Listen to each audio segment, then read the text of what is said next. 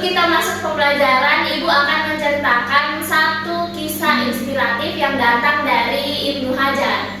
Nah, pada zaman dahulu Ibnu Hajar itu merupakan seorang murid yang sangat terkenal, tetapi pada suatu saat itu Ibnu Hajar sangat kelelahan untuk belajar. Nah, pada saat dia kelelahan untuk belajar, dia pergi keluar sementara untuk mengistirahatkan dirinya. Nah, ketika Ibnu Hajar keluar, Ibnu Hajar pun tidak bisa kembali ke sekolahnya karena pada saat itu hujan deras sangat melanda daerahnya pada saat itu. Nah, ketika pada saat Ibnu Hajar sangat bersedih, dia pun melihat ada sebuah batu yang ternyata berhasil terlobangi karena air. Nah, Ibnu Hajar pada saat itu langsung terkesan dan mengatakan, ternyata ketika kita belajar untuk bersabar sedikit demi sedikit, ketika kita belajar sedikit demi sedikit, maka pelajaran yang kita ambil itu, pelajaran yang kita pelajari itu bisa masuk dan membekas seperti batu yang berhasil dilobangi oleh air tersebut. Nah, sebelum itu Ibu juga ingin kalian semua menyanyikan lagu Garuda Pancasila. Oke, berdiri dulu semuanya.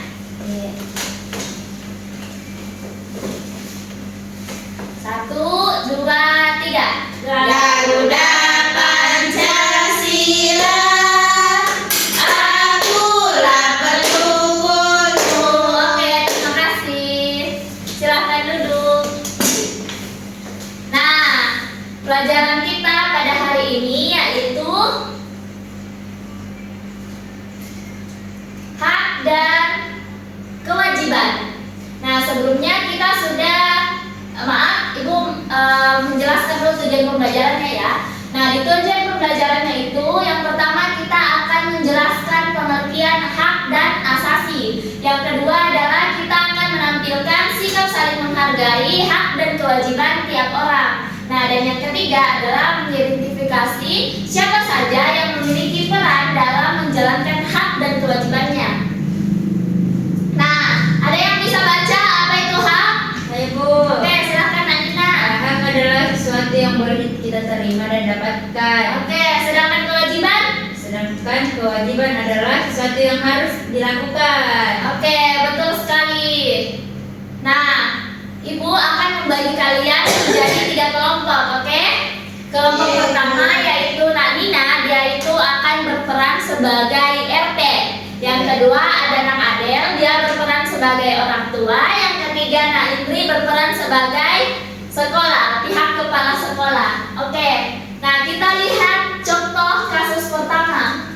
Apa yang kita lihat dari gambar ini? Orang yang anak-anak Bu, Yang mau sekolah, Ibu. tapi jembatannya rusak. Oke, kita melihat ada anak sekolah Menyeberangi yang jembatan ingin rusak. yang ingin pergi ke sekolah, tetapi Iya, menyeberangi Ibu. jembatan yang sangat jelek dan sangat membuat kita prihatin ya anak-anak Iya, sekalian. Ibu. Iya, Sedikit banget itu boleh jatuh belum? iya, sangat mempertaruhkan nyawanya untuk pergi ke sekolah Iya, ya. Ibu. Nah, karena kalian sudah saya bagikan kelompok, sudah Ibu bagikan kelompok, mungkin kita bisa dengar dulu kira-kira sebagai orang tua bagaimana sikap Anda melihat kondisi anak Anda pergi sekolah dengan keadaan seperti ini.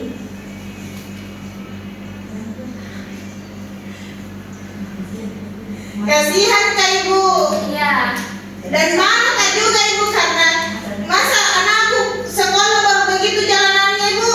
Iya. Di mana itu dananya pemerintah Ibu? Oke, dananya dari RT ya. Kasihan Iya. sekali ya sebagai orang tua Iya Ibu. melihat anaknya berjalan ke sekolah dengan fasilitas yang seperti ini. Jadi di mana peran RT katanya di sini, di mana peran pemerintahnya di situ. Oke, ayo kita dengar dulu pendapat dari pihak sekolah. Kita dengar bagaimana pendapat dari pihak sekolah melihat muridnya berjalan ke sekolah dengan keadaan seperti ini. Kadang Ibu, saya kasihan sebagai siswa yang menyeberangi jembatan sebelum berangkat ke sekolah. Karena ibu biasanya kalau sudah datang dia sudah basah kuyup. Oke. Sepatunya Ibu. sudah basah kuyup sepatunya, kasihan. Iya.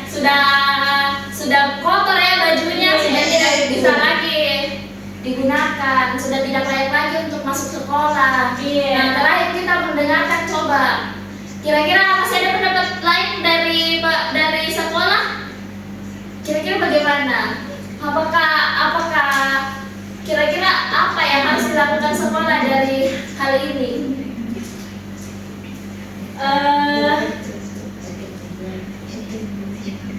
Kira-kira apa yang harus dilakukan sekolah ketika melihat fasilitas yang seperti ini?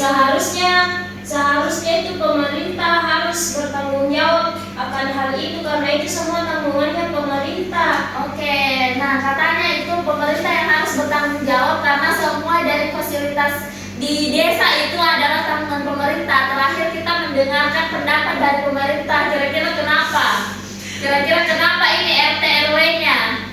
Oke, Tidak silakan. boleh juga disalahkan pemerintah, karena harusnya itu juga ada tanggung jawabnya dari masyarakat, karena masyarakat yang bayar pajak. Pajaknya masyarakat mungkin kurang, karena tidak bisa langsung itu jadi jembatan, karena itu jembatan itu bertriliun baru bisa jadi. Jadi siapa yang salah menurut kira-kira Ya pemerintah? harusnya masyarakat harus lebih banyak bayar pajaknya. Berarti orang tua ini yang Iya, disalahkan. iya, orang tua juga kan bagian dari masyarakat, Ji. Jadi harusnya kita semua saling menanggung itu. Oke. Tidak boleh satu pihak saja disalahkan. Oke, kita keep ya jawabannya. Nah, ini juga hal yang sama mengenai fasilitas. Coba untuk gambar ketiga. Di sini ada gambar ketiga, anak Indonesia juara lomba coding internasional di Korea. Kita dengarkan dulu bagaimana bangganya pihak sekolah melihat anak sekolahnya juara internasional loh, coding internasional. Saya sangat bangga kepada anak murid yang bisa membanggakan banyak orang, antara dari orang tua, guru, sekolah, dan juga negara, Ibu. Oke, berarti ini dari hasil anak ini bisa coding internasional itu dari siapa? Dari sekolah? Apakah itu adalah didikan dari sekolah atau bagaimana?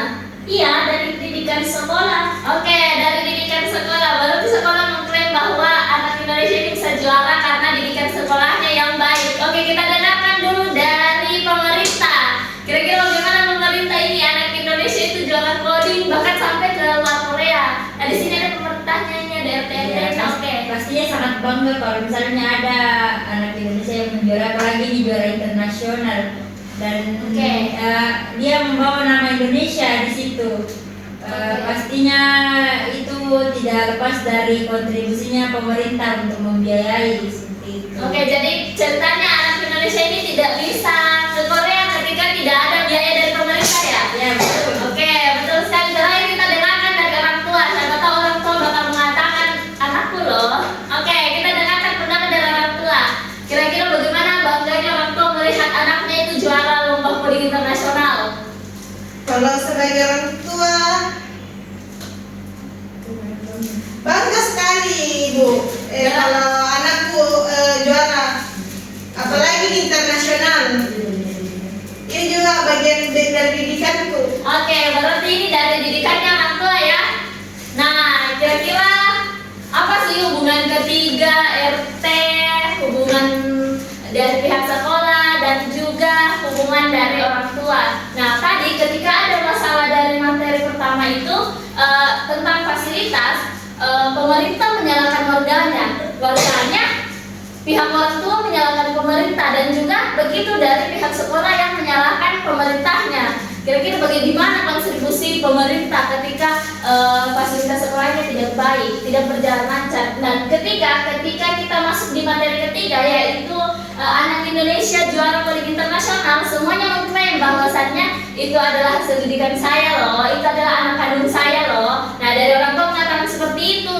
Nah, dari pihak sekolah mengatakan bahwa ini adalah ajaran dari sekolah. Ketika pemerintah juga mengatakan bahwa ia tidak bisa pergi ke Korea ketika tidak ada biaya dari pemerintah. Nah, Ibu ada LKPD yang dijawab untuk kalian nantinya ya. Iya, Ibu. Oke, Ibu. Di sini LKPD-nya sudah bisa diisi karena kita sudah melakukan diskusi beberapa para ludayin. Dan kemudian ada di pertanyaan ketiga, kira-kira apa hubungan dari ketiga masalah tersebut? Oke, Ibu kasih 2 menit ya.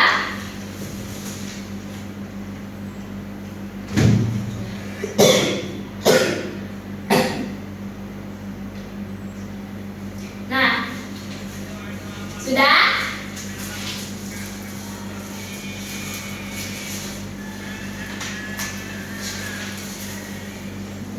Oke, sudah? Oke. Nah, baik, nanti dikumpulkan saja ya hasil diskusinya yang tadi. Baik. Jadi kesimpulannya adalah bisa dilihat di atas. Jadi disimpulkan bahwa hal yang kita lakukan tadi adalah bagaimana pemerintah, orang tua dan juga sekolah memenuhi hak dan kewajibannya. Jadi hak dan kewajiban itu tidak dapat berjalan dengan sendirinya, tetapi dia tumbuh dari kerjasama antara pemerintah, kerjasama antara orang tua, dan juga kerjasama antar pihak sekolah dan seluruh peran sosial yang ada di masyarakat, yaitu siswa, orang tua, sekolah, masyarakat, dan juga pemerintah. Nah, setiap pihak itu memiliki hak yang patut dihargai serta kewajiban yang perlu dilaksanakan. Ketika hak tidak terpenuhi, maka penyelesaiannya itu bukan dengan saling menyalahkan seperti tadi. Pemerintah menyalahkan orang tua, pemerintah menyalahkan sekolah, orang sekolah menyalahkan pemerintah, orang tua menyalahkan pemerintah, dan lain-lain sebagainya. Tetapi melalui bagaimana mereka berkolaborasi, bagaimana berempati dan saling menghargai peran masing-masing. Siapa yang dapat menyimpulkan bahwa ketika kita melakukan hak dan kewajiban ya. Nah, coba Nak Nina sebagai RT tadi, apa hak yang harus dilakukan? Ya, jadi untuk RT itu harus memberikan fasilitas yang layak. Oke. Memberikan pemenuhan yang layak lah untuk masyarakat. Haknya. Bukan haknya. Oke. Haknya.